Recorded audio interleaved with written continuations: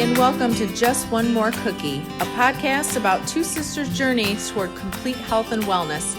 We definitely don't have it all figured out, and we're still in the thick of it, but we are enjoying the ride. We'd love for you to come and join us for just one more cookie.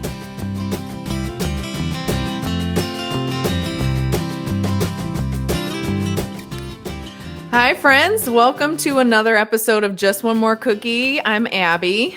And I'm Amy. And today our topic is stress.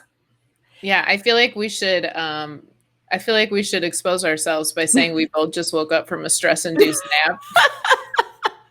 So we'd like to establish early on that this is not a subject with which we are experts at.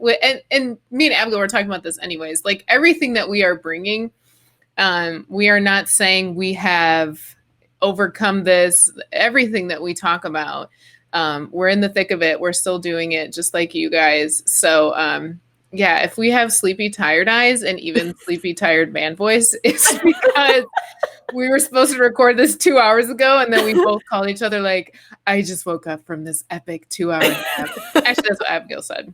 I really did. Yeah. So yeah, full disclosure, we are terrible at least I can speak for myself. I'm terrible at stress management.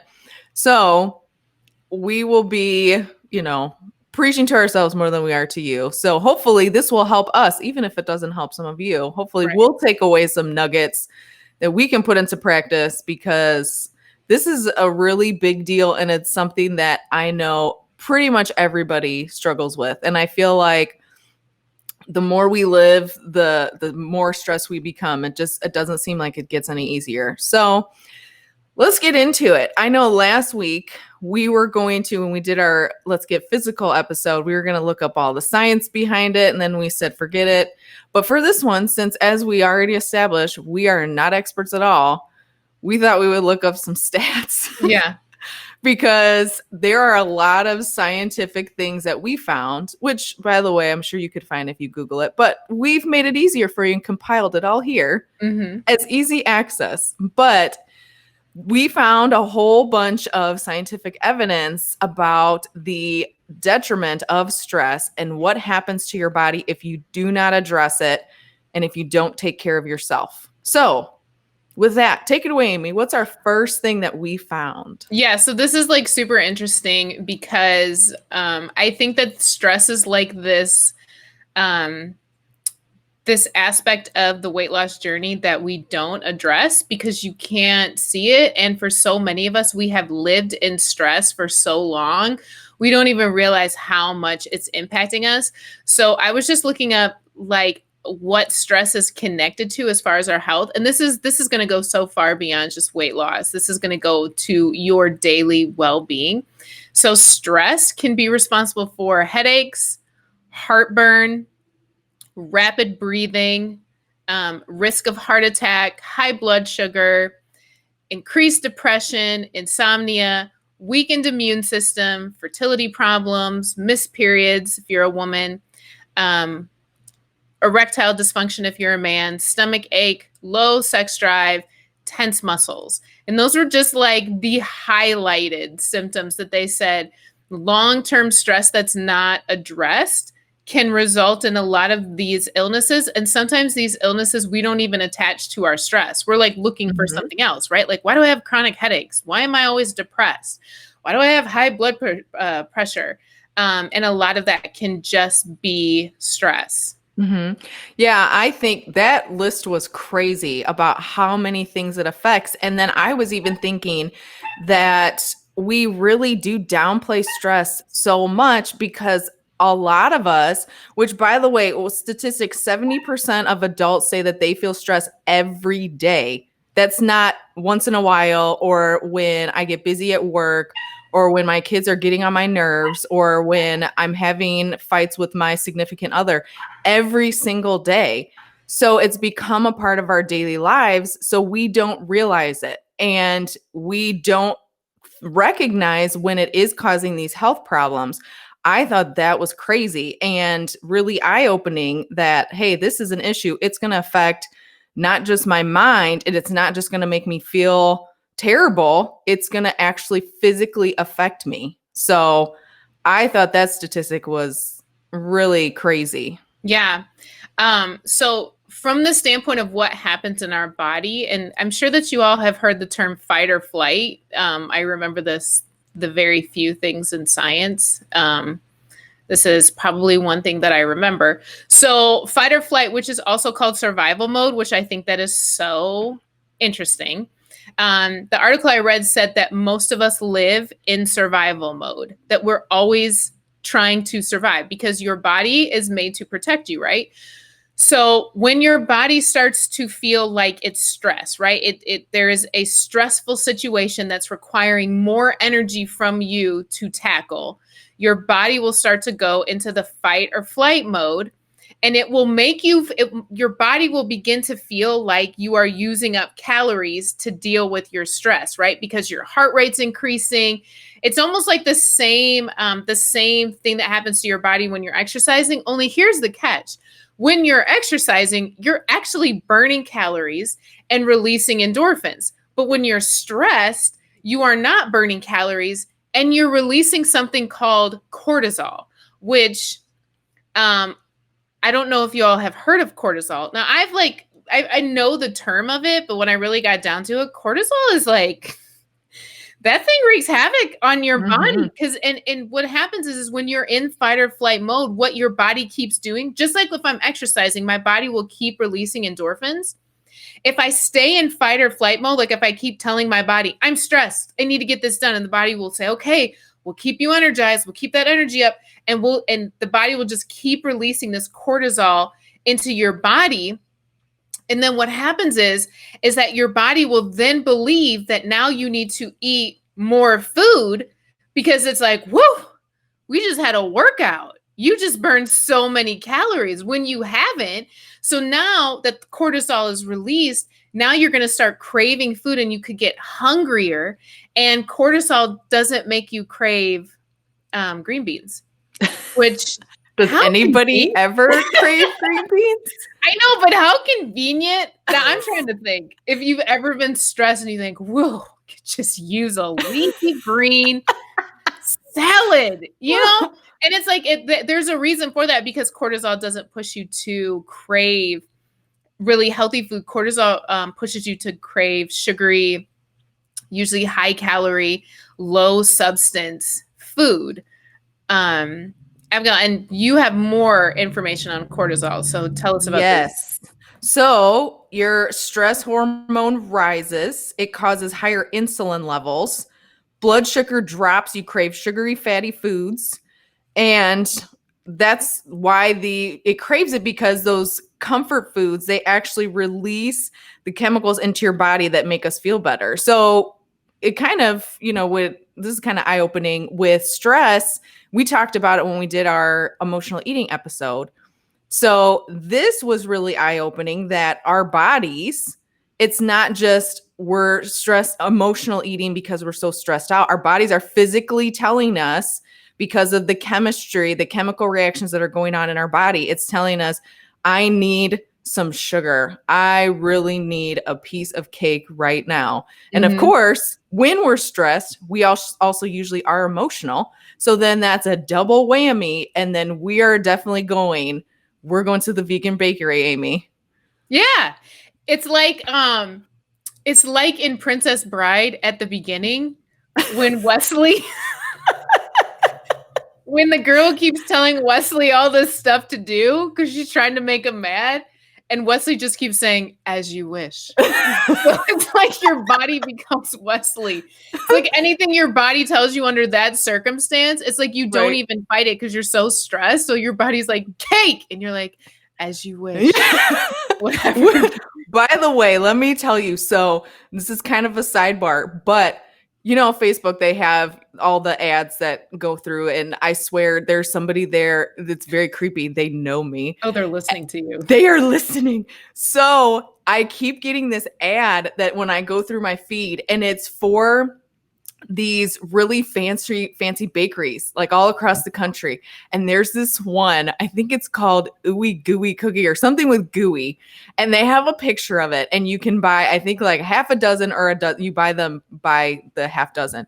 And these cookies are huge. And you put them in the oven and they are just like super gooey. They have chocolate chip. They have birthday cake. Oh. They have chocolate peanut butter. I'm telling you. So chocolate peanut butter. Is there no combination on this earth that's as heavenly? I would dare someone to challenge that. That would be my top one. I really wanted that birthday cake. And full disclosure, so when I was scrolling, I happened to be on my lunch break at work, and I am telling you, I actually did the drop down for like 3 cookies, and I'm like, I have to turn this off. That's what I'm saying. Your body makes you go into this real submissive mode of like, as you wish. Right? Whatever you say. Feed me those cookies. Yeah. I need it. So I want to talk about, this is like the difference between stress and anxiety, right? Stress in and of itself is not, it's not bad, because when your body is in a state of stress, what it's doing is it's helping you to gain more energy to accomplish something, right? So if I have like a deadline for a client and I'm feeling stressed, my body will quicken my pace and make me a little bit more focused, because it's like, I got to get this done, right? But the goal should be that after I get it done, I then come down from it. Like I purposely come down from my body being at this high stress level. But the problem is that most of us, because we don't have any strategy to come down off of it, what happens is now our body goes from stress to anxiety, which means that we are always stressed. We're going from one stressful situation to another, and we're never giving our body a break. So then, like I said, what's happening? Cortisol is being pumped into your body that your body doesn't even register high levels of cortisol in your body. It becomes its norm. High stress, survival mode becomes how you live. And then what happens, this is the end result specifically for women. When you have that level of cortisol in you, it promotes weight gain. I feel like the sun is spotlighting my body right now. It is. I'm totally fine with it though. You look radiant. Just so you guys know, literally the sun is pointing directly into my room, onto my skin. But what happens is that it promotes weight gain, right? And here's the crazy thing. Even if you're eating the right foods and you are exercising, but you are consistently in stress, not only will it make you gain weight, it will deter your efforts of losing weight. It will hold on to the weight, because the cortisol, what the cortisol is saying is, we're burning calories all day long. We can't let you lose weight. But you're not, because remember, it tricks you. You think you're burning calories because your elevated heart rate. And what happens is that weight that you're gaining, it goes to the abdomen area rather than the hip area. Right now, for me, my stress is something's in my hip area.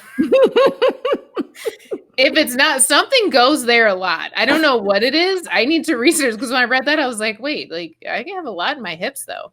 But the problem with that is that when it goes to your abdomen, that is the most toxic area to gain weight. If you're gaining the most weight in your abdomen area, that's toxic weight. And that is what elevates your risk for cardiovascular disease. So that's where the risk of heart attacks and strokes and other diseases like that can start to happen, because all of your weight is going to that area in your body where it's more toxic for you.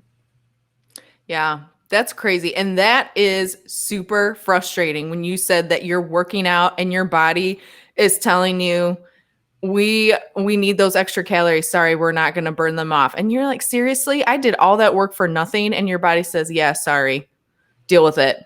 How annoying. And then you say, as you wish. Yeah. Right. Yeah.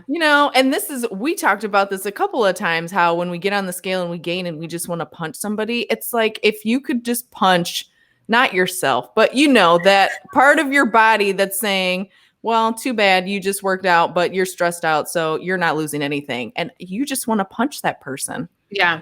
But yeah, cortisol, I want to talk about something else about that, because it actually slows down your metabolism, even if you aren't eating any junk food. So there was a study done on women, And the women who reported stressors as opposed to non-stressors burned 104 fewer calories per day, resulting in an 11-pound weight gain in a year. 104 calories. That's like one of those little Weight Watcher treat bars. I Yeah. mean, 100-calorie pack where there's literally like 8 pretzels in there. yeah, That's every yeah. One day. of those like cinnamony almond thingies. Yeah. So, yeah, instead of eating those delicious little treats, we're just sitting there getting stressed out and not burning 104 calories. And then we're gaining 11 pounds. That's so ridiculous. Yeah. And I think another thing, so it's not only like stress when we're awake. I know a lot of times our stress can follow us into our sleep. I know this to be the case for myself. Okay, I can't handle this. So I know this to be the case for myself, where stress can follow me into my sleep. Oh, that's so much better. I just got rid of the sun beaming on my face. So when you are unable to sleep, right? So a lot of people struggle with sleeping. Like it's either difficult for them to fall asleep or to stay asleep. That's your cortisol. So now your cortisol, when you wake up, if you only had like 5 or 6 hours of sleep, most adults need 7 to 8 hours of sleep a night. If you are not getting that, then that's another way that your cortisol levels are raising. And once again, causing the things that we've talked about thus far. Yeah. And also, of course, stress, which you kind of talked about already, can lead to anxiety, which I think is kind of a stress overload. And I associate anxiety with worry a lot. And a lot of us do constantly worry. And then once you're in that anxious state, and you know this personally from those of you who get anxious, you either have struggle with chronic anxiety or you go through those times of anxiety, you cannot relax. Your body cannot physically relax. Your mind doesn't relax. So you're constantly on edge in that fight or flight mode. And that's where you live. So it's super detrimental to us if we don't get this under control, if we don't try to address it. So let's talk about how we can do that. Because as we already talked about, we are terrible at it. So let's talk about some reasons why we do stress. Actually, before we talk about how we're going to fix it. You skipped a whole thing. I know. I'm sorry. I'm sorry. We're going to talk about why we do it. How about that? Okay. So the first thing I think, and this is really hitting home for me, we worry about things that we cannot change. I struggle with that so much. It's constant, even the state that the world is in and how things are really, really bad right now, as we all know, and just worrying about all of that stuff. And a lot of it, there are some, I don't want to say that, we should just give up and think that I can't be any part of change and I can't, do my part to make things better. But still, there are certain things that I am not going to be able to change. There are certain things on my job that are outside of my control. And honestly, I don't want them to be in my control because who wants all that responsibility? But I can sit there and I can worry constantly, or the future. I can constantly, and I often do this, what happens if I lose my job because, something happens with all of this economic crisis. And then what am I going to do? Is my house going to get repossessed? And then am I going to have to live in my car? Am I have to move back in with my mom? What a nightmare. What am I going to do? And I can just sit there and go on this downward spiral because I am constantly thinking about things that I cannot change and things that are not in the here and now that I can actually do something to affect. And I know personally for me, that is a huge part of my stress comes from that worry and that anxiety about stuff that's beyond my control. Yeah. And I feel like we live in a world that perpetuates that, right? Like the news, even the way that we're advertised to, it's always this idea of it's not enough. You don't have enough.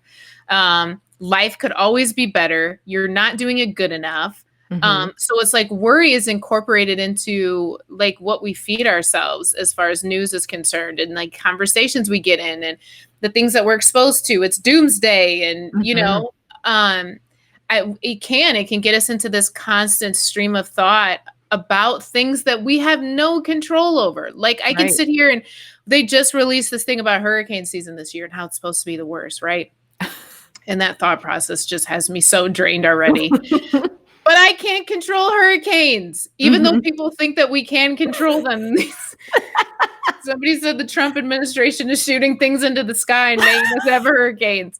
Who knows? I don't know. But the point is that like there's certain things that come into our lives and we just have to identify the things that we cannot control and let go of them. You know, it's almost like the prayer that they say at the beginning of Alcoholics Anonymous. It's let me know, and this is a paraphrase. Teach me how to know what to control, what the things I can control, release what I cannot, and the wisdom to know the difference. That's Mhm. huge. Like to understand what can I control, what can I control, so that I can learn how to release that and just say, can't control it, so I'm not going to worry about it.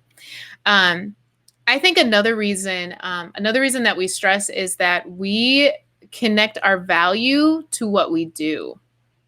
I think a lot of times, and I feel like growing up in a house with busy people, like we were always busy.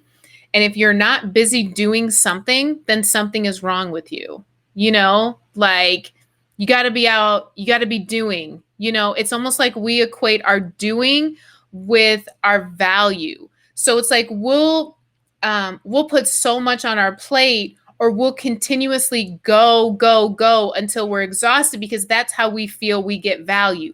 Like just sitting and being with ourselves can sometimes be overwhelming to people because that feels like failure. Like if I'm not doing and I'm not going and I'm not working and I'm not thinking, then something's wrong with me. Then I don't have as much value if I'm not doing. So when you have that mindset, you set your body up for failure because you don't even give your body proper rest because you're browbeating your body for rest. And sometimes we even Mhm. demonize rest, you know, Yeah. like rest for what? There's no, you know, get up and move, get up and do. And it's like sometimes our bodies, I think, are just crying. Like, can we just get a moment? Can we get a breath? But for us, it's like, no, if I take a moment, all these thoughts are going to come in that say you're worthless. You know, you're not doing enough. You need to be doing more. And we start to feel like we don't have as much value because of it. Hmm. Yeah, I want to kind of make a little association here. I know, with us growing up in church, and a lot of people are familiar with the Ten Commandments, and there's one, I think it's number 4, maybe. Remember the Sabbath day to keep it holy. And I know those of us, I grew up, so did you, in the church environment, and we always associated that with we keep the Sabbath day holy, we have to go to church, which, yeah. So, but if you look at the Jewish faith and how they celebrate, or not celebrate, but how they keep the Sabbath, you don't do any work at all. None. You stay at home, you relax, you don't cook, you've prepared everything ahead of time, you don't do anything at all. And it's really our time to de-stress, our time to so I know you personally, Amy, we've had this conversation before because you're much more the busyness person than I am. But I've told you before, you need to get yourself a Sabbath day, and it doesn't have to be Sunday. It could be on a Saturday when you are doing absolutely nothing and you're sitting and you're relaxing and you're enjoying your life, you're enjoying quiet time, you're enjoying time with your friends or your family. It's very important to put that time in to relax for sure. Also, which this one doesn't really apply to me, and that's going to sound really bad, but sometimes we can be really stressed because we put other people first. And I want to clarify that. The reason I don't really deal with that is because I'm single. So I don't have kids. I'm not currently in a relationship. So right now, I don't really need to put somebody in, somebody's needs, somebody's wants ahead of my own. I just don't. So the only one I have to worry about is Max, and he doesn't really have a lot of physical and emotional needs. He's fine. So, but I know I've got friends who are moms. I've got friends who are in relationships. And sometimes, especially if you're in a relationship with somebody who's really needy or maybe really controlling or something like that, a relationship that it requires a lot of you, sometimes you can put yourself on the back burner and constantly be doing for others. Okay, I have to worry about, I'm going to get the kids up. I need to make sure that they have their lunches, that they're ready for school. Okay, I got to make sure that I pick them up on time.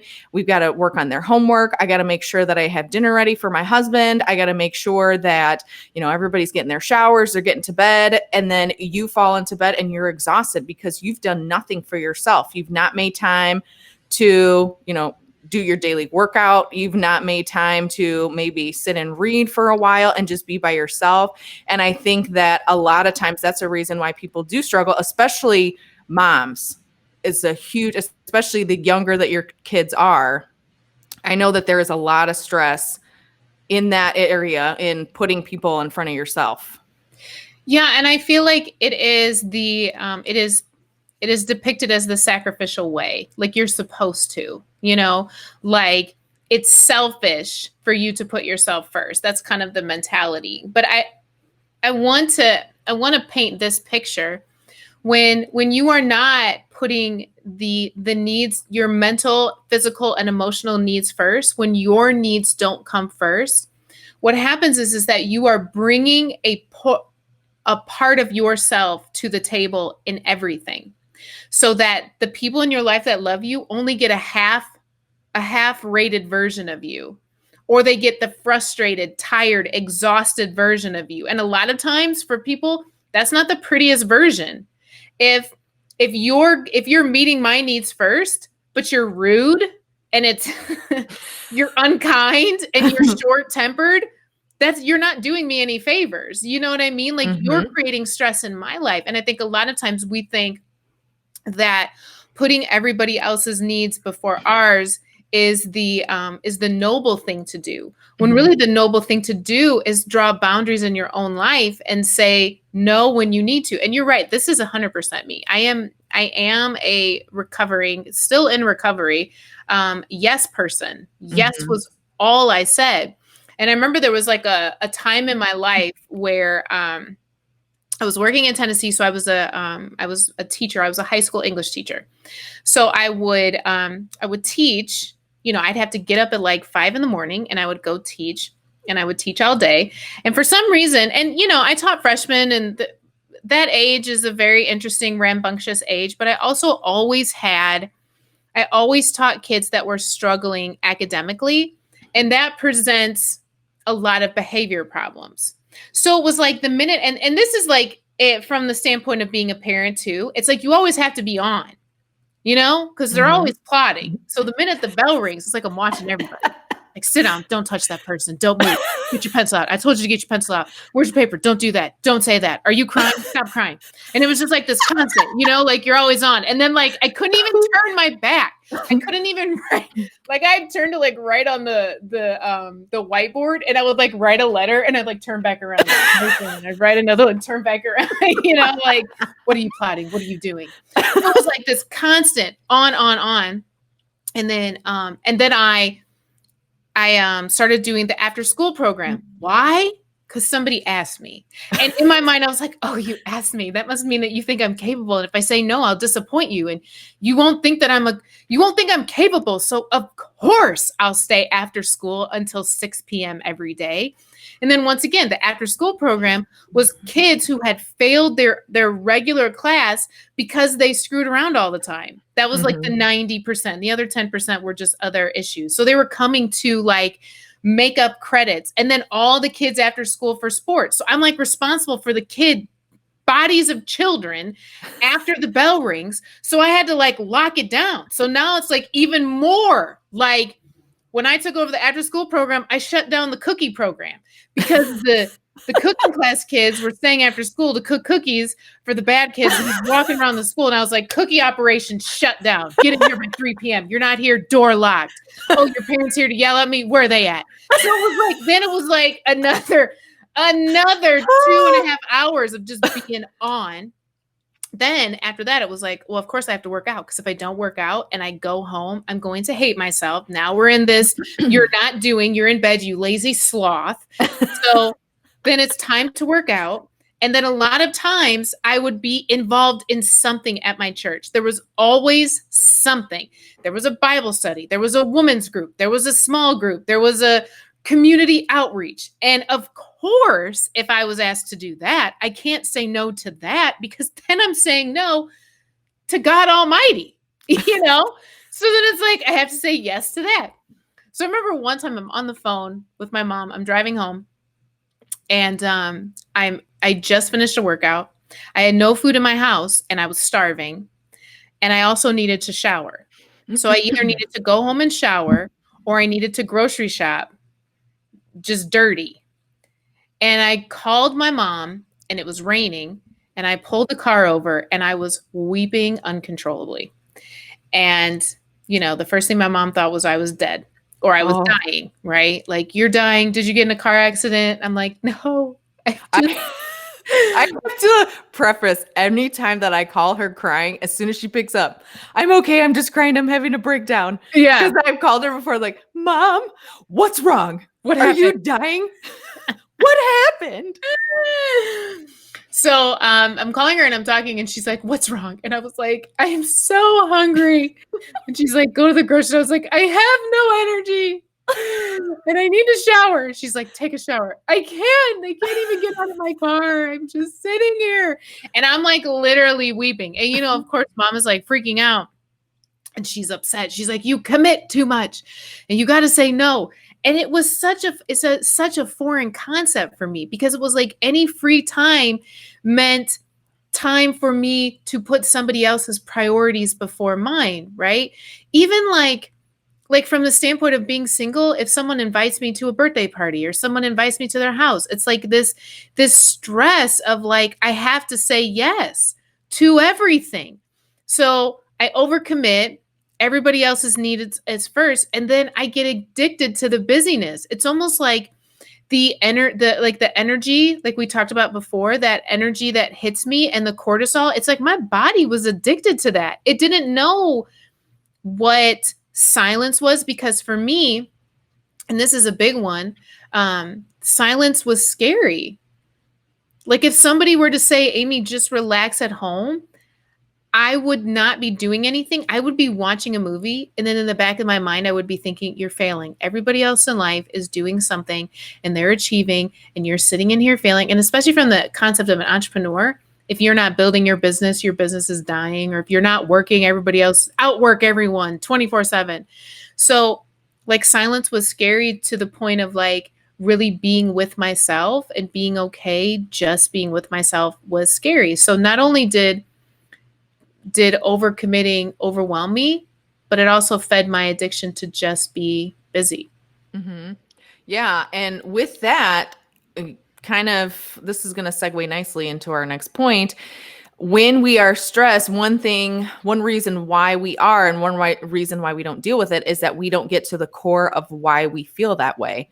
So when you're sitting there at your house watching Netflix and you're feeling like I'm a failure, you're getting more and more stressed, and we're not dealing with those issues. Or, I'm not recognizing when I'm sitting there and I'm worrying about things that aren't out of my control, I'm not actually addressing it and telling myself, okay, you're being really ridiculous right now. This is out of your control. You need to relax. But we're not actually getting down to the root of the problem. And we're not examining ourselves and saying, wait a second, I'm putting everybody's needs before my own. I'm not taking care of myself. And if we're not getting to the core reason as to why we are stressed, we obviously cannot address it. And I think that if we don't make that a priority and don't try to investigate it, and when we do start to feel that stress, if we don't go into our, do some contemplative stuff and really focus and figure out why do I feel this way? Why am I feeling right now like my heart is racing, my hands are sweaty, I feel like I can't concentrate right now, I just feel in a fog, I'm just so, jittery. Why do I feel this way? And then I think that a lot of times we just don't address it because, like we talked about before, it's become so commonplace in our lives that we just ignore it and we don't really root it out and say, why do I feel this way? Yeah, and I think too, on the other end of that is like just chronic exhaustion. You Mm-hmm. know, it's like your body goes back and forth between being on, like going to like having that crash of like feeling it doesn't matter how many naps I take, it doesn't matter how much sleep I get, I'm still tired. And I think that goes back to getting to the core of our stress. Like I know from the standpoint of you know, like we're saying, putting everybody else's needs before ours, or saying yes, or overcommitting too much. What happens is that we really do start to resent people and things in our lives. Like the career that we might really love and enjoy starts to become something we hate because it's our source of stress. And there's things within that environment that we're not addressing. Sometimes it means having a difficult conversation with a coworker. Sometimes it might be having a difficult conversation with yourself that says maybe it's time to move to another job. Maybe it's having, you're at home and you have kids and you're stressed, but maybe it means you have to have a difficult conversation with your significant other and say, I feel alone in this, or I need help, or you know, it could be so many different things where when we get to the core of our stress, a lot of times it's we have to have a difficult conversation. We have to be honest with where we're really at in our lives to start really looking at stress. Because a lot of times it's just dealing with what's going on within me that I'm not addressing, that I'm avoiding, and I'm just covering Mm-hmm. with busyness. And the main thing is, and I know this is something that once again, and therapy has really helped me with this, is not asking for help. Mm-hmm. It's like dying in silence, right? Like you're beating your body up and you're going. And a lot of times people who are under high stress and have learned how to live there are usually the ones that people lean into because they're the ones that like, oh, they're dependable. Oh, they'll do it. You know, they'll always Mm-hmm. get the job done. So you look like you have it all together because you get the job done a lot, but in the meantime it's like inside you're screaming for someone to really see you. Like, does anyone see? I remember one time when I was, you know, back in the overcommitting days, and I still do overcommit sometimes, but I remember I was on the speakers team. So it was my job at church to write scripts for offering, for the welcome. We did like actual skits that I had to write scripts for. Now, this is in addition to everything else I'm doing with my career. I had zero life outside of career and church. All of my relationships felt superficial, specifically my relationship with myself. My eating disorder was out of control. And I remember I was at Thursday night Bible study, and we ran through service on Thursday nights. So whatever the service was on Sunday, we were running through it, which meant I would stay at church on a Thursday night until like 10 or 11 o'clock at night, working the next day. And I remember I was supposed to like come up with a script, and I didn't. So the team leader comes up to me, and we were friends at the time. We're still friends. He's in the military, no nonsense. You get the job done, soldier. So he comes up to me and he's like, did you get the script? Did you get the script that we're supposed to that we're supposed to have? And I'm like, no. And I had an attitude because I was like, do you see my life? And he was like, that's unacceptable. We needed it. That's not working in excellence. And I like broke down into tears / got upset. And I was like, I am only one person. And I'm like in the back of the church, right? Embarrassing myself, having a stress meltdown. Like I'm only one person and I can't be expected to do everything. And all he's asking me about is the script. And I'm like going off on him about my life because I'm taking on all of these roles and I'm taking on all of these tasks that I cannot handle. So now things are falling through the cracks, but I can't ask for help because for me, asking for help means I'm failing. Asking for help means that someone's going to think I'm weak and that I can't handle it. So I'll push myself even harder so you don't think I'm weak, because for me, asking for help is weakness, which is, you know, causes so much more stress in the meantime. You know, I've moved so many times by myself, never asking for help, because in my mind, I'm like, well, they won't want to help me and I shouldn't ask for help. But the reality is that people really do want to help. And there are people that can help you, but the more that we don't ask for help, the more that we come back into ourselves, you know. And then once again, we get back to resenting ourselves, and then we resent people like nobody's even wanting to help, but you're not even asking. And you're mad Mhm. at the people who aren't helping, but they don't even know you need help because you're keeping the face on, like, got this. When inside you're like, I am dying. Do you not see Mhm. me dying? No, we don't, because you're not saying anything. Mhm. Yeah, and me personally, in a lot of ways, I have a very hard time asking people for help, and I'm trying to learn how to do that. But I know with me, I think it's because I don't really trust people to do things the right way. And a lot of this, which we've talked about, me struggling with being a perfectionist. And like I said, I'm starting to get better at it. Part of it is I'm trying to work on myself personally, and part of it is the older I get, the less I care. But I it's hard to ask for somebody to do something for you when you think, well, if I just ask that person, I'm just gonna have to do it myself. I'm gonna have to go behind them, or I'm gonna have to micromanage them. Or if I ask them to do it, they're not gonna do it the way that I want it done. And if I ask them to do something for me and they fail at it, that comes back on me. So then I end up being the one who's responsible for them dropping the ball. Do I want to deal with that? No, I'm just going to do it myself. And then I want to I want it done perfectly. So then I have those feelings of, well, I'm not perfect, kind of like you said. I'm failing because things are not working out perfectly. So, because of that, I associate that perfectionism and a lack of achieving that. It stresses me out because I'm failing, because I've set this unrealistic expectation for myself and for others that nobody can reach. And so then I just sit there and I stress about it, and I can't even function because things are not working out the way I wanted. Things are beyond my control. Things are, I can't trust myself. I can't trust anybody else. It just becomes a mess. It becomes a slippery slope of perfectionism. Yeah, and I think it connects to the idea of just letting go of things that you can't control. And so much of this is learned because we learn ourselves into a lot of issues in our lives. So it's a matter of just learning ourselves out of them.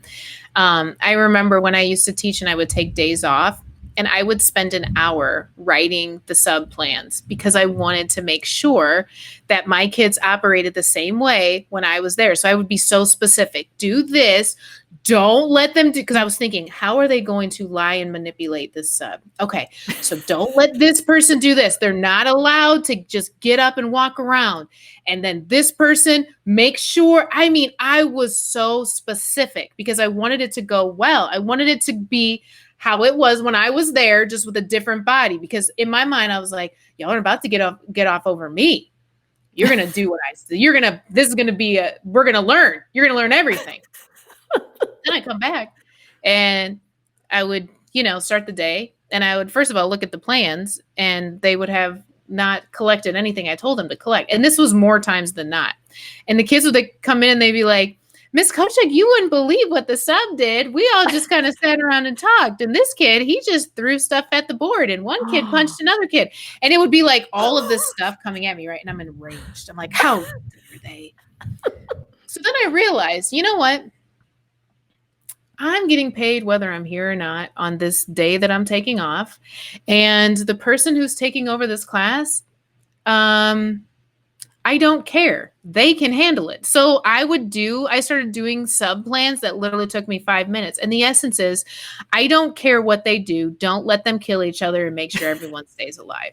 And here's worksheets for them to work on for hours. And then I just stopped. It was like this, like a releasing that and realizing I can't control it. It's not going to be perfect like I want it. And I'm not going to stress about it. Like, that's a stress I don't need. I'm stressing about a class when I'm taking a day off. No, I don't want to think about you. Just do what you want. And if someone gets killed, the person that's the sub is liable. I am not present. So I think it's like learning how to, it's a learning out of that behavior. It's being okay with things not being perfect and letting go of control and the need to control everything. So let's move into solutions, because I know, Ab, you mentioned having a specific Sabbath day. And I want you to mention that at the end, because I think that's a really big challenge that we can put in. The things that we're going to be mentioning are things that you can do for yourself every single day, because I think it's not only important to have a specific day that you set aside, but I think every single day you need to make some sort of practice that helps you mentally center yourself so that you can handle stress when it comes, because stress is going to come. It's a reality of life, so that you can handle it and then let it go so you're not living in survival mode. So the first thing that, and all of these things, back to study, we're going to put our science hat back down back on, because we looked at all of the things that have been proven to reduce stress and reduce cortisol levels by a significant amount. So the first thing is meditation. So I want to be clear with meditation, because I think a lot of times there's some misconceptions with what meditation is. All meditation is an opportunity for you to quiet your mind. And that sounds so foreign, because we live with thoughts running through our mind on a consistent basis.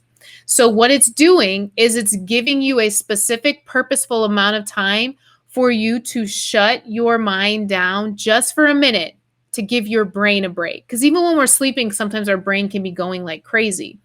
So meditation is a way, and it's been proven that it can alter your neural pathways. And because it allows you to breathe slower and deeper, it can lower your blood pressure and decrease your heart rate, right? All of these things that are bringing you down. They even did a study, and it was an 8-week study for overweight women.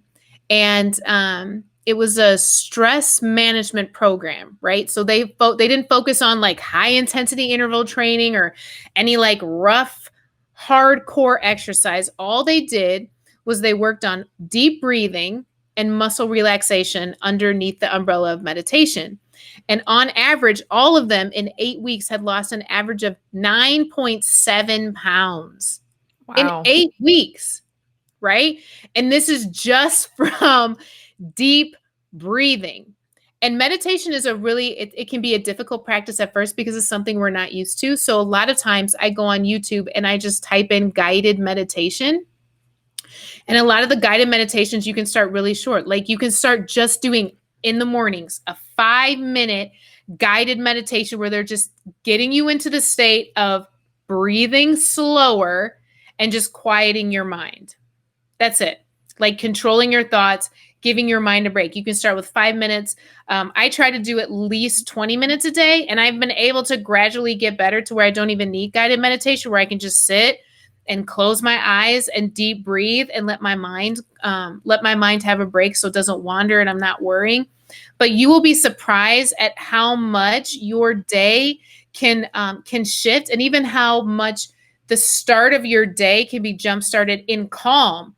Because if you think about it, the majority of us, when the alarm goes off, we're looking at our phone already, and our phones want to talk about stress.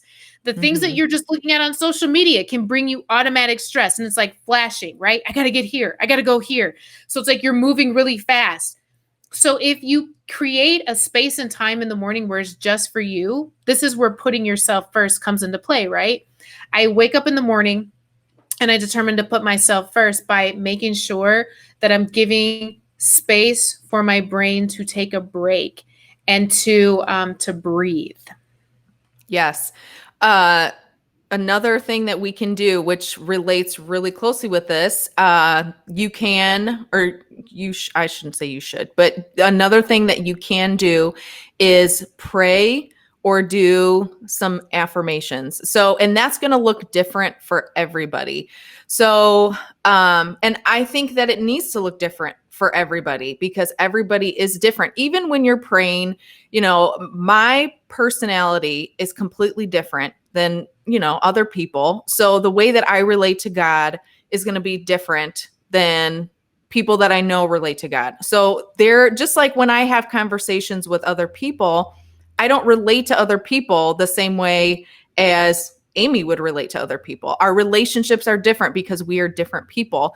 So that's the same concept. So, but just being able to pray, to center yourself, to be able to connect to somebody that's higher than you can really help relieve the stress. And you can feel unburdened by actually trying to connect to somebody, something higher than you. And even with affirmations, those can be different. Mine personally, I need to get back into doing them. But when I wrote down mine, I did it from a spiritual standpoint, and I got scriptures from the Bible and I wrote them down, and they were all promises of God. And I actually put them in a first person kind of perspective. So there's a scripture in Jeremiah. It's really well known.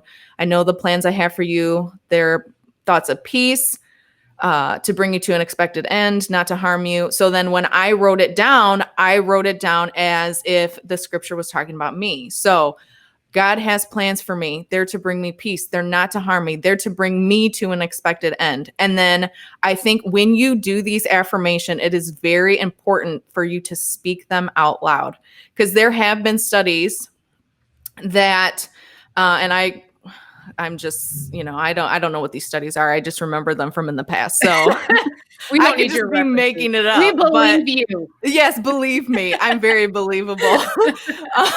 But anyways, I know there have been studies that show that if you actually verbalize things, you are more likely to be successful. Whereas just thinking about them doesn't necessarily always, it's not as strong. So if you add in that extra sense, you're actually speaking. So you're using your voice, you're listening, you're using your ears, and it can be very powerful, and it can make you, it's almost like talking to yourself and making yourself believe it, because just thinking it sometimes in your brain, you're like, well, I don't know. Yeah. But if somebody tells you that, and somebody tells you that you are special, if somebody tells me, I'm more likely to believe it than if I'm just sitting there in my mind and thinking, yeah, I am special. But then when I vocalize it and say, I do have value, I have worth, I am special, somebody cares about me, I have people in my life that love me, it can really calm me down and help me to be centered and realize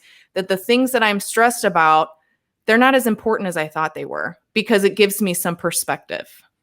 Yeah, I read so I've been reading this book over and over again called Breaking the Habit of Being Yourself. And one of the things that he says is so interesting. He said, we believe that the physical is what influences the mental. So whatever's happening outside of me then has an impact to what's happening inside of me. He said, but when we understand that it's the opposite, that what happens inside of me is really what's impacting what's outside of me, that we would approach the day differently. And he uses a lot of the affirmations, the meditations. So really, when you set yourself to pray and do affirmations, you are declaring what you want and declaring what is, not even declaring what you want. You are declaring what is, and then you're instructing your body to live that way, right? So I have affirmations I do every morning. I have prayers that I pray every morning. And all of those prayers are not from this like desperation standpoint. I think a lot of times when we're praying, it's like this desperation standpoint and back to not being good enough and like downing on ourselves. I know that was a big struggle with me in my prayers. It was like always feeling like I'm like hating myself in my prayers, right? But prayers are just aligning yourself with the value that's already been placed on your life. It's aligning yourself with the value of who you are in this world. So my affirmations and my prayers always go before me in the day. And they say like some of my affirmations are said in I will statements, or I am, like I will smile today. I will eat healthy foods and only eat when I'm hungry. I will track today. I will be kind and make others feel love. I will not allow myself to become overwhelmed by what's in my environment, and specifically in the places where you feel the most stress. Like if you're going to work and you know that there's a specific person that bothers you, or there's a specific person that upsets you, that's a great place to put affirmations and prayers so that you are declaring that person doesn't have influence over the way that I think and feel. The way that I think and feel has impact over that person. When you understand that everything internally has the most power to influence externally, you'll spend more time in here. And I think this is the part that we neglect because we keep trying to fix the things outside of ourselves in the physical. And a lot of times, like we've already talked about, we can't control those. So the only thing that I can control is what I am thinking and what I am declaring internally. And when you make it a practice to wake up every day and say, I am declaring and I am making statements about what my day will be. And even in the afternoon, sometimes I feel myself slipping. I'll go out and go on a walk and do my affirmations again. Because once again, you're just declaring, you're saying, no, this is what my day is going to be. And this is how I'm going to respond to it. That's good. I also think that one thing which we talked about before, one thing that we can do is we can exercise. And we talked about the benefits of it last week, but it really helps to relieve stress. It helps to release endorphins. I know I have been trying to, I find myself being lately not motivated at all to work out. And so there's been a couple of times that I need to do it before I go to work because my schedule does not allow me to do so after I get home. So I have been writing Post-it notes to myself and putting them right by my phone because I use my phone for my alarm. And it usually just says, get up, work out. You're going to need it. Your day is going to be very stressed and you're going to need the endorphins. Make me proud. And it does. It has helped me more than I have ignored it. But I really do notice on the days that I put into my schedule time to work out, that I feel better. And even if I don't get a chance to do it at the start of the day, even if I'm not doing it until I get home from work, that sense of accomplishment that I did something that was good for my body and good for my mind, it just really takes a lot of the stress off of your day. I know sometimes even if I've not worked out beforehand and then I go home and I work out, it's almost like it's a release of all of the stupid nonsense that happened during the day. Maybe there was just all kinds of stuff coming my way. Maybe I was spending my whole day yelling at my emails and saying, this is so stupid. What is this person talking about? I do a lot of that, sitting at my computer and yelling at my emails. But I can go home and I can do a quick workout, and that really clears my head because I'll do a high intensity. Usually it's maybe half an hour, 45 minutes. I'll turn on my podcast and, I'll listen to Dateline about how the husband murdered the wife again. Somebody got murdered. It's always the spouse every time. What a great advertisement to say single. It's like every time I listen to those, it's like, oh, nobody's getting divorced nowadays. They're just killing each other. Right. Maybe it's better to stay single because then it always starts with, she waited her whole life. In her 40s, she finally found the man of her dreams, or so she thought. I'm like, oh man, they're out here killing the 40-year-old. Right. It's not even a mystery anymore. I don't listen to it because I'm thinking, who's the murderer? It's like 5 seconds. Oh, the husband did it. Yeah. Or the boyfriend. The estranged boyfriend. Yeah. But still, it does help me to clear my mind. And I just lose myself in in my exercise, in my podcast. It clears my head. So I find that to be really helpful. It's something that you definitely should look into and try because it will help you to relieve your stress. Yeah. And I think it's important. We talked about this already, but exercise is going to lower your cortisol levels. And that's really what we're trying to attack. Everything under these solutions, all of them have been proven to lower your cortisol levels so that you're not working against yourself, right? Because a lot of you, especially when we're talking about plateaus and knowing I'm doing all the right things, but I'm not losing the weight.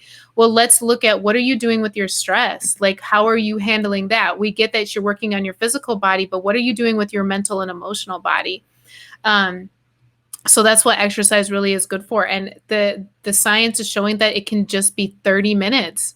And if you're not at 30 minutes yet, then start at 15. But it's as simple as doing something every day. And I like what you said, Ab. You're going to need this, right? Because it's true. You're going to need the endorphins that this supplies into your life. One thing that I've incorporated, and I started doing this almost a year ago, and this was especially after the grief journey, after my dad died, I found myself going further and further into myself and realizing that I was not okay on a regular basis, but I was not doing check-ins with myself. if you think about it, like when you go through the day, you ask people a lot, like, how are you? And, usually we're not delving into how are you really? Mhm. It's like a nicety, right? But you're saying it because you want the other person to know that you care about them, right? Like there is a specific connotation of I care about you, that's why I want to know how you are. But when's the last time like you asked yourself, how are you? And it sounds so strange, but a lot of times we don't check in with ourselves. We just let life keep going and going. And sometimes I remember there would be so many times where I would think, why doesn't anybody ask me how I'm doing? Like, why do I spend all my time asking how other people are doing and listening to other people? But then I was thinking, well, Amy, you don't even do that for yourself. You want everybody Mhm. else to do it. But when's the last time you asked yourself, how are you doing? And really dug deep with the answer. So when I go on my walk in the morning, I talk to myself a lot. And people think I'm crazy. And when I tell you I talk to myself loud, people think people are looking at me looking for headphones. I know they are because I see people all morning. I'll be walking with all these morning walkers, me and Marley, and I'm like, we're looking for my headphones. Don't have them. Silence. And I'm like, how are you today? This is the literal volume. How are you today, Amy? Okay, let me think. Today. I'm literally doing that today. This Okay. reminds me of Lord of the Rings when when Smeagol is talking to Gollum. Yeah. You That's remember what, that? yeah. It's like a true conversation with myself. And I know Yeah. people think I'm stupid, but I'm like, I don't care. I Mhm. need that. I need that for my sanity. So I'll like talk through it with myself because I'm not waiting for anybody else to give me something that I can freely give myself. Because at the end of the day, if I come down to the fact of I am stressed because I'm sad. I'm sad because there's a lot of emotions going on that I just haven't dealt with. The emotions I haven't dealt with are frustration. Like it's like this rabbit hole, right? That I keep going deeper and deeper. The value of talking about it with myself is I'm the only one that can solve it anyways. Do you know what I Mhm. mean? Like Mhm. there's value in talking it through with somebody else for them to give you a different perspective, but at the end of the day, you're the one that's going to have to go home and deal with it. So I've just cut out the middleman and gone straight to the source. And that helps when I talk it out. I encourage so many people to journal. And the journaling can just be asking yourself that question. How are you feeling today? Because the goal is stress comes when you neglect yourself and neglect what's going on within you and focus on everything else. But taking that stop and just saying, I matter right now. Let me listen to what I'm saying. And then I have a daily phone call that I have with a friend. And the first thing we ask each other is, how are you? And it's an opportunity for me to then share. Well, on my walk this morning, this is what I said. This is how I feel. And it's continuing to talk that out. So then once again, I can have a different perspective and work on how I'm really feeling. Mhm. Mhm. One thing also that you can try to implement in your life is yoga. I know some people are a little hesitant to do that because they think I'm not flexible. I have really poor balance, which I have really poor balance. But I one of the girls that I work with, she actually teaches yoga on the side. And one time we were saying, a bunch of us at work, yeah, you should. We just need to sometime during the day just do a yoga class, and because we're stressed out. And somebody said, "Well, I'm not really flexible or coordinated or anything." She was like, "Well, do you know how to breathe?" Yeah. Well, then you can do yoga. You're Yeah. fine. So you don't have to do it perfectly, and you can find classes everywhere. I know they have free apps. There's stuff on YouTube that you can go through. There's stuff for beginners. You don't have to do all of because I know I don't even know what the poses are called, but a lot of them where you have to put a lot of your whole entire body weight on your arms. As we talked about last week, I cannot do a pull up. So there's no way that I'm putting all of my body weight onto and balancing it on my hands. It's just not going to happen. So there's certain poses that I cannot do, but I've noticed as I've done it, I'm starting to improve with my flexibility, with my ability to do some of the poses, and it's just so relaxing. I turn on some meditation or massage music, so it kind of feels like I'm at a spa doing my getting my massage, and so it's got that relaxation feel. If you can, I recommend that you try to do it outside. I don't have the privacy to do so. I'd have to pretty much do it in my front yard, and I have a busy street in the front of my front of my house. I don't know if I would be relaxed. But if you can, I know people have done it outside, and then you bring that into, and we've talked about this previously about the power of nature. So you're doing that, you're bringing your relaxation in, you're focusing more on yourself. You bring in the power of nature. It's something I really recommend. And I've been trying to do it. I've been trying to commit a little bit more to doing it, but especially if you can find a really low intensity, relaxing one right before you go to bed to help you just clear your mind, help you relax. It's just, it will really help you to de-stress for sure. Yeah, I find this so similar to meditation because yoga and meditation are very similar in the breathing aspect. And I'm the same, like I'm not super flexible. And I used to hate stretching. Like I Mhm. had a friend, she would always be like, why don't you stretch? And I'm like, no, like what a waste. Like I want to sweat. I want to get this weight off. But understanding what we just discussed, at how impactful not slowing down can be to your body and to your weight loss journey. I started implementing yoga forcefully to myself, and it is amazing. It's addicting. It's not even just addicting as far as the poses are concerned or getting better with flexibility, which I have. It's the way I feel. Like I'll Mhm. do like a 15-minute. There's this girl, she does, her YouTube channel is called Yoga with Adriene. I love her. She's so chill, and she does it with her little dog Benji. She has Benji on the side, but she has different levels. She has so many videos on there for all levels. But I've been incorporating like morning yoga. I did what you were talking about, yoga right before bed. You can go to YouTube right now and just do yoga from the bed. I did that 2 nights ago, and it was so great and how it relaxed me for sleep. So it was relaxing my mind because the goal of yoga is just get your mind clear.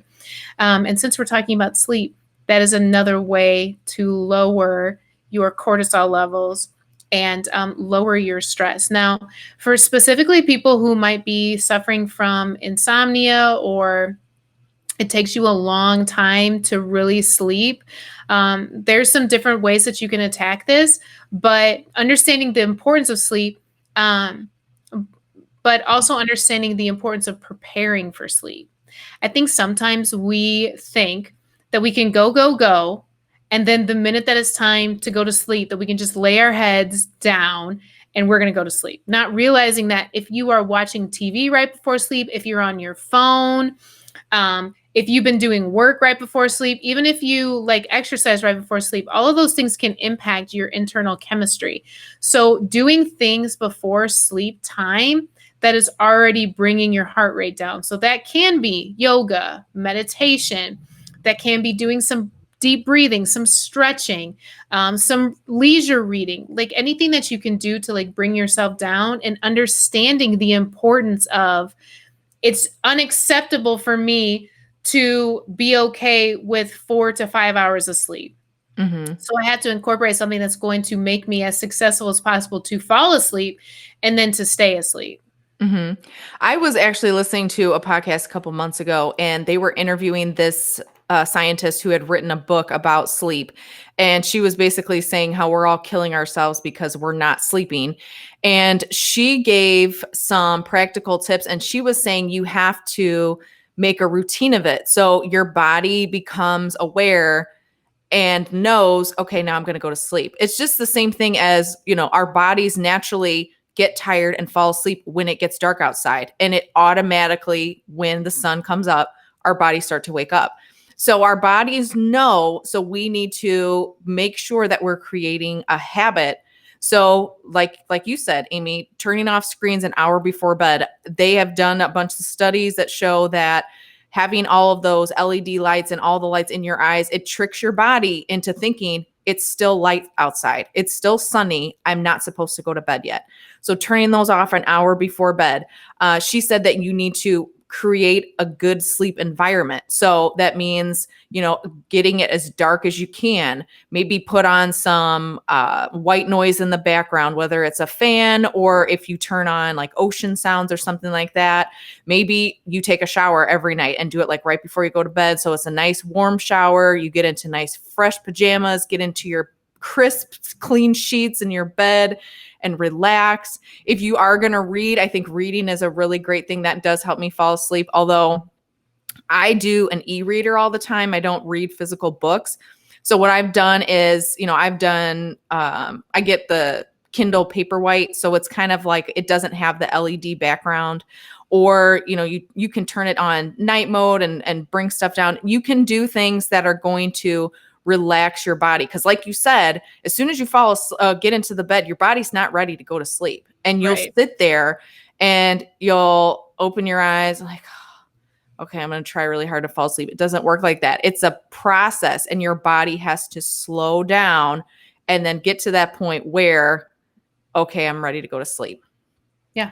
Another thing that you need to stop doing if you are doing this, if you are trying to lose weight and you are getting on that scale every morning, even if you're not trying to lose weight, do not get on that scale every day.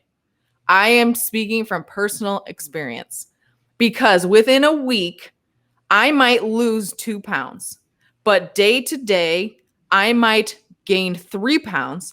And the next day I lose 2. And then the next day I'm up 0.6. And then the following day I'm down 0.1. It's all over the map. Your body is constantly changing. And there are so many factors that are affecting your weight that if you get on the scale every day and you have a bad result, it is going to ruin your whole day. I am speaking from experience because there is nothing that is going to get me down in the dumps quicker in the morning, first thing, than getting on that scale and seeing that I've gained. And then I am just super stressed out.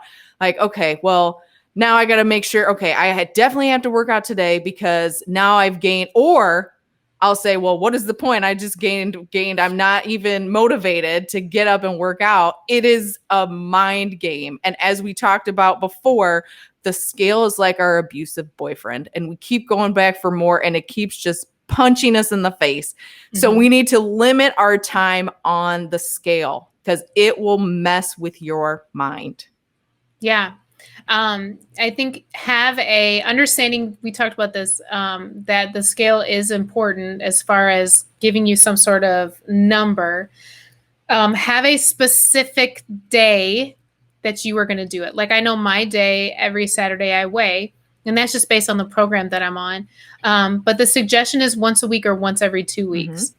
If you're doing it every day, science shows that, especially once again, we go back to women.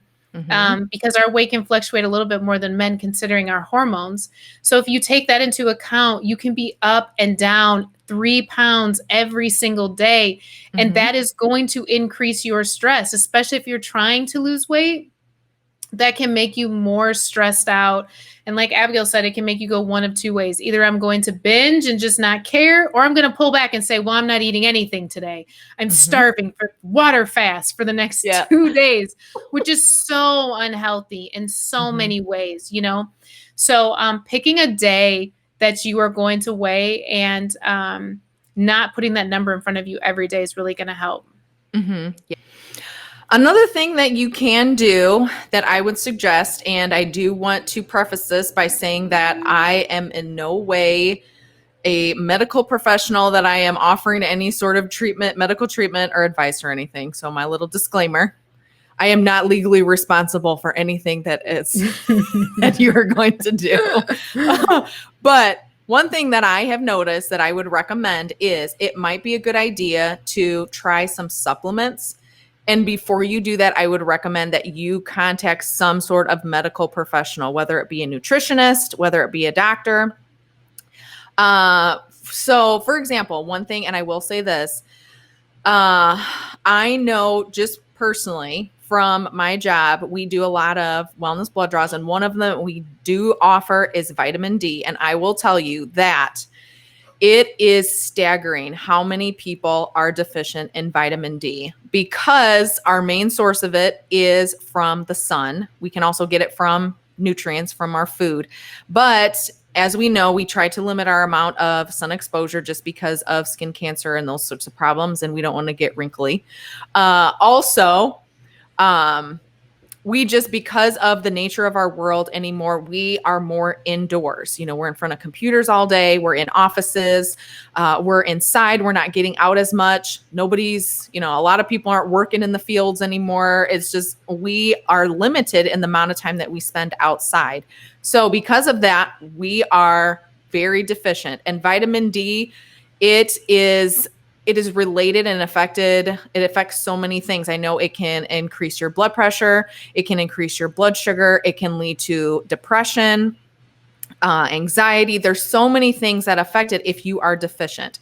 So it might be a good idea to go to the doctor and say, hey, can you order me a vitamin D level? Can you, check my B12? Maybe I need a B12 shot. So I would say, again, you need to contact like a nutritionist or a doctor, do some research, but it could be causing, if your body is deficient in certain nutrients, it's going to tell you, and you're going to have to figure out, you're going to have to listen to your body and figure it out, but it's going to tell you, hey, I need something from you. I am really stressed. I cannot function right now.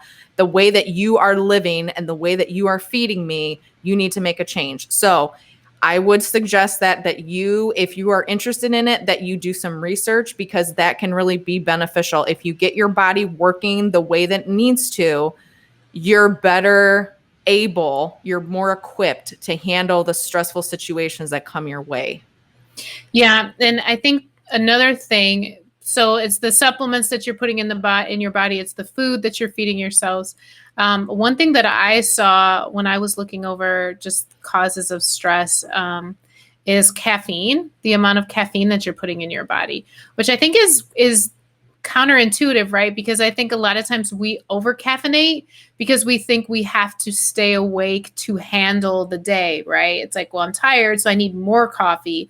Or I'm stressed, so I need more coffee to keep me going, to keep me energized. And what's really happening is that coffee is acting as a stimulant to your body. And because your body is continuing to be stimulated, you are just perpetuating more and more stress. So another thing that you should do is try to moderate the amount of caffeine. So if you're used to drinking 3 cups of coffee, maybe try to pull back and do 2. I know that's difficult, especially for coffee drinkers. But it can have a negative impact on you if you're really trying to tackle stress and trying to calm yourself down. Consider reworking how much caffeine you're putting in your system. Mm-hmm. Yes, especially it's very good to evaluate the time of day. And, coffee is not the only place where you're going to get caffeine. Of course, pop or soda or wherever, however is you say it in your region of the country. Yeah. But caffeinated drinks, carbonated beverages, they are, of course, terrible for you anyway. So I recommend that you completely get rid of them. But that's one thing too, if you want to, especially if you're trying to work on your sleep, you need to limit your amount. I don't know, I guess, I mean, I don't drink caffeine, but I know that if you drink, you're obviously going to be up. So if you are, a 3 cup of coffee person, maybe you shut it down to 2 and you say, okay, after 2 p.m., I'm not having any more caffeine, because I know it's going to have to work its way out of my system. I'm going to have to be able to calm down so that when I do get to the evening, because I know sleep needs to be a priority for me, so I'm going to limit it. So yes, definitely, especially during those evening hours, make sure that you're getting rid of that caffeine. Another thing that you might want to try is your human connection.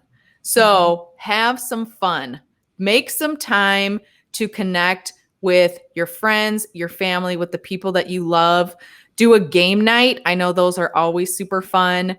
Go do a shopping spree with your friends, do a girls' night out, do whatever. Just find something to connect with people.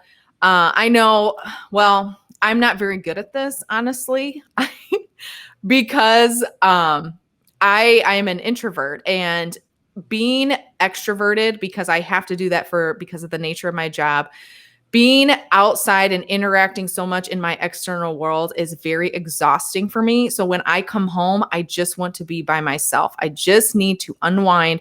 I don't want anyone to talk to me, which is very convenient because Max doesn't talk. So it's easy for me. But I have to, when my friends say, okay, do you want to go out to dinner? I have to make myself. And I think, okay, I'm really tired, but I don't hang out with people a lot. I do need that connection. I need to go and have a fun time with my friends. I need to laugh. I need to joke. So if the opportunity presents itself, you need to take advantage. And sometimes it's going to be too much and you've gone all day and your brain is just not working. Sometimes you need to stay at home and you need to have that relaxation time, but take advantage, because that human connection, hanging out with people, doing things that are fun with people that you love, that is really going to help you. And it's going to put things in perspective, like we talked about before.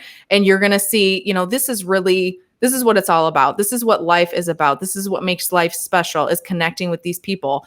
And all of those things that are really upsetting me, it puts them in perspective. These are not really, in the grand scheme of things, these are not that big of a deal. Yeah, and I think Harvard did this like longest standing study about what really makes us happy. And they classified all these things. It was I think it was like a 70-year study. And at the end of it, all the people that they had studied were measured on all the things that they achieved, right? Like financial abundance, career success, weight loss, all of that. And the thing that mattered the most, the thing that made them the most happy, was relationships. It was the most fulfilling. And I think a lot of times when we get so into the grind of day to day and we get stressed out, is that we stop connecting with people, even the people in our house. When we're talking about like connecting with others, like if you have a spouse and you see that spouse every day and the only thing you guys are talking about is your kids in the house, like take time for yourselves, like take a purposeful day. And sometimes it does feel like it's more work, right? It's like, oh, it's just another thing on the plate. And like actually doing it, like getting to do it can feel like overwhelming, and because it's easier just to sit in front of the TV and watch Netflix. But the end result of it's the same thing with exercise. The end result of it is going to be a more fulfilled life, which is going to reduce your stress. So it's really, have you connected to your spouse? Have you done a date night? Have you done something where you actually sit down and look at each other and listen? Have you connected to your kids? Like, when's the last time you took out one of your kids and just talked to them and had a true connection? Your friends, like, I think the goal isn't just to go out and do something. The goal is to like really connect with another human being, to see someone, to hear someone, to let them see and hear you. Because a lot of times we get so in ourselves and we start to get tasks done. But at the end of our lives, we're not going to be so happy about all of the tasks we got done on our to-do list. At the end of our lives, we're going to be happy about the love and relationships that we built. And I think that comes with understanding the balance of just saying no. Back to what I talked about with always saying yes to everything and feeling like I needed to commit to everything.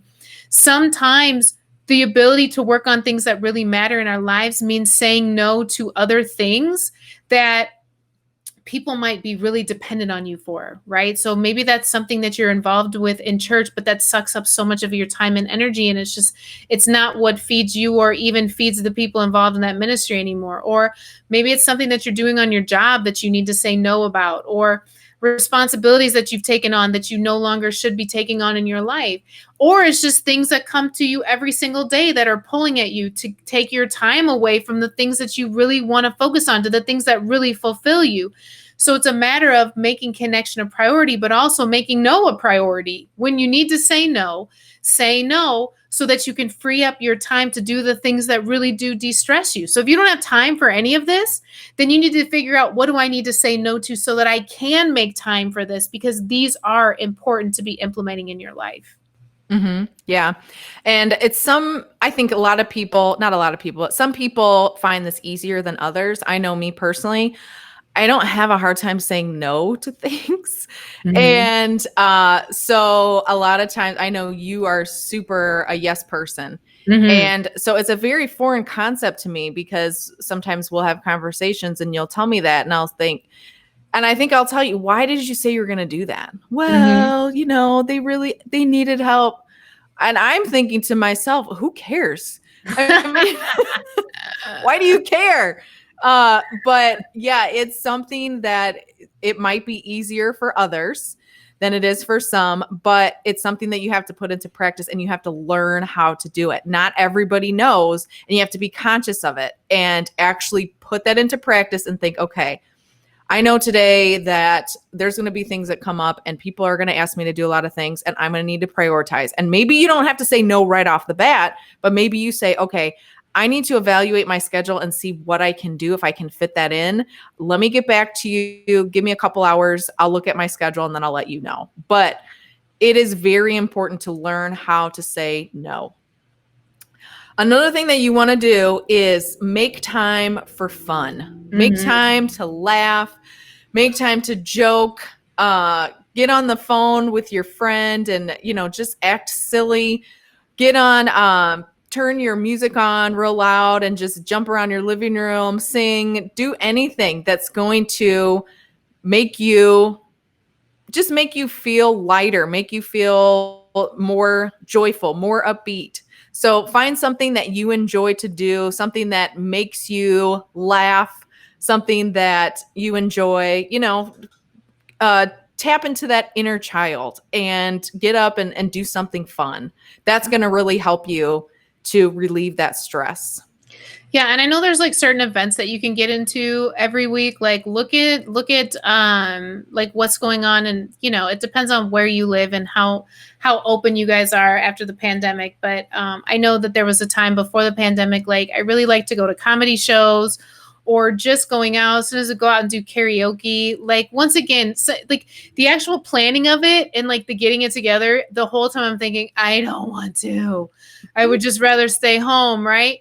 But once I did it, I was so glad because it's like, I miss that. That's what life is about. Like, if life is just my to do list and going, like, how drab. Like, we should be laughing. We should be having fun. You should be investing your money into more than just takeout and Netflix. Like, go to the Mhm. movies, go to shows, like tap into what's going on in your community. What kind of events are they having that you can just go out and laugh and enjoy and just be. And then also sticking with one of the things I talked about earlier is asking for help. If you feel overwhelmed and you feel like you have the weight on your shoulders, ask for help. It is not weakness. It does not speak less of you. And to be honest, the majority of you that are asking for help are usually the ones helping others. So how selfish of you to offer your help to other people, but then not let people do that in return. I was reading this one quote that was talking about that's actually an extremely prideful place to be at, right? Like, I'll give you all the help. If you call me at 3 a.m, whatever you want, but you won't ever get a call from me at 3 a.m. Like that's like a stance of pride. Like, people want to help people they love. So once again, that's more of a learned practice, but be okay with asking for help. And I think we want to round this out with the last thing that you can do is create a Sabbath day for you. I am not good at this. I'm Mhm. still like neglecting the Sabbath, and I'm not keeping it holy. um, but with your Sabbath, when I was really trying to work on my Sabbath, Sundays were my Sabbath, and I was turning off my phone. I was not allowing myself to do any work. I was not allowing myself to use like electronics, go on social media by any means. And when I first did it, it was foreign. It was a foreign concept. I kept picking up my phone or like wanting to get on social media or thinking, what if people want to call me? They won't be able to. And it was like it was a real mind struggle. But about 2 weeks in, after the 2 week mark, the third Sabbath, I cannot tell you how beautiful those Mhm. days are, which now makes me like want to cry because I need to start my Sabbaths because it helped to just have a day where I wasn't doing like I wasn't making sure I replied to client emails or like had my phone. Just even having your phone on and near you keeps your brain active, keeps you stressing. scrolling through social media, like that's one of the most mentally draining and detrimental activities you can do. What would your day look like if you proclaimed, and for people, it might be different, one day a week where that day you're proclaiming, this is my day. I am turning off distractions. I am meaningfully connecting with the people around me. I am doing things that I love. I am recharging. How would the other 6 days of your life look if you had one day where you were fully recharging your mind and your body and just giving yourself a break from all the external stimuli and all the chaos? Like, how much would that make a difference? Because for me, made a huge difference. Mm-hmm. Yeah. And you can kind of look at it almost like which I don't know if everybody has this, or, if you're trying to lose weight, a lot of times you'll have a cheat day, and it'll be the day when I'm going to allow myself to have a special treat. And we already talked about my low fat ice cream that I like to have, which I had on Friday night. It was delicious. But if you think about it, that same time, you almost like you save it up for that one certain day of the week. And then it makes it easier when you're having your really stressful time during the week. And maybe things that you would have done, like mine, I usually do Saturdays just because my work week is very busy. And Sundays, because I am involved in ministry, Sundays is not a Sabbath day for me. It is stressful. And I mean, it's sometimes they're stressful than others, but I'm not at home. I'm not relaxed. So I can't count Sunday. So Saturdays are really good for me. Sometimes I do have to put stuff in my schedule to do things, but usually when I do, I'm doing more activities, fun things that I enjoy. But if you had, like, for example, for me, if I had something that I needed to get done on Saturday, well, I mean, I could come home Friday night after I get home from work and think, okay, like, for example, maybe I needed to change my sheets, and usually I'm going to clean and do that on Saturday. Well, I'm really stressed out. So I'll just suck it up and have a very, very stressful Friday because I've already been stressed. I've already been at work. And maybe I'll get all that done and shove it all into one spot. So that way I can have my treat on Saturday and I can wake up. Or maybe I get done all the stuff that I need to get done. As soon as I get out of the bed, I spend a good 2 hours getting all of my chores done, things that I need to get done. And then the rest of the day is mine. So I can do a nice workout. I can do a yoga routine. I can go and sit outside by the fire pit. Maybe I can meet somebody for lunch. Just something that day is just for me. That day is my special time to relax and be by myself. So I'm telling you, I really challenge everybody to try it. And even if you can't right away, if that's too much for you to do a whole day and you think, oh, I'm just so overwhelmed. Okay, then you need to take one evening during the week, or maybe it's a Saturday evening, a big chunk of time, whether it's a morning time, an evening time, that is just yours, that you're not giving to other people. You're not working, that you are actually relaxing. You're enjoying being yourself, being in the present, being alive. You're just savoring that very moment. That is our challenge to you this week. Yeah, I love that. And for those of you who have stayed with us this long, thank you so much. There was a lot in this episode, but we wanted to make sure that we covered as much as we could about this topic because it's kind of a hidden topic. We don't really talk about it enough with weight loss and with health because it's like it's something that we're so used to. It's almost like it's become, once again, we live in survival mode, so it's all we've ever known. So we are challenging you and we are challenging ourselves to really, as much as we are being conscientious about what we're eating and how we're moving our body, we are trying to be conscientious with what we are thinking, how we are navigating our day, and what's going on in our mental body just as much as our physical. So thank you guys so much for coming along with us on this journey of stress resolve. So once again, I mentioned this last week, but we have an email address, one more cookie. Yeah, one more cookie pod at gmail.com. So it's all spelled out, one more cookie pod, P-O-D, at gmail.com. We really want to connect with you, whether it just be you just emailing us, introducing yourself. We want to know who our listeners are. If you want to share your story with us, if you have topic ideas, if you have feedback, We want to hear from you. So make sure that you send us an email, and also subscribe to our podcast, leave a review. That helps us to get out more and to build a community around what we are trying to do. And definitely leave comments about what you are doing to regulate the stress in your life and to lower that evil cortisol in your body that might be sabotaging you. So until next week, once again, thank you so much for joining us. We will see you next week for just one more cookie.